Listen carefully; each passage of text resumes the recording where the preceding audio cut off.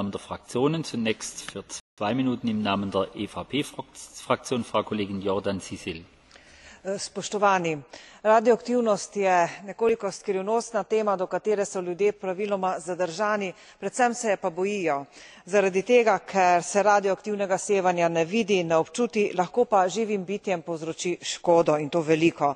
Ima pa tudi mnogo pozitivnih lastnosti in zato se uporablja tako v medicini kot tudi v raziskavah, pri raziskavah materialov, za sterilizacijo, za proizvodnjo električne energije.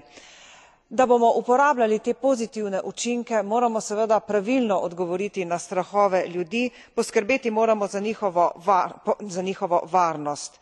To je odlično naredil naš poročevalec gospod Belet, ko je pripravil amandmaje na uredbo, ki obravnava onesnaženje hrane in krme v primeru jedrskih nesreč.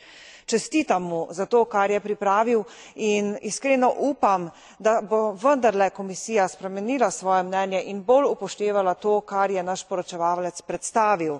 In upam, da bo tudi Svet bolj resno upošteval to, kar je pripravil Parlament, čeprav sem zelo žalostna in me skrbi to, da ni več med nami predstavnika Sveta.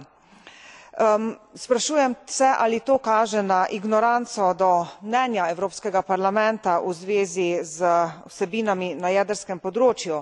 Menim, da bosta morala Svet in Evropska komisija sprejeti demokratičen razvoj, ki se je zgodil v času od sprejema pogodbe Euratom, se pravi nekje od leta 1958, in bolj upoštevati to, kar sprejmemo o jedrskem področju v Evropskem parlamentu. Sicer se zna zgoditi, da bomo morali odpreti Pandorino skrinjico, torej pogodbo Euratom.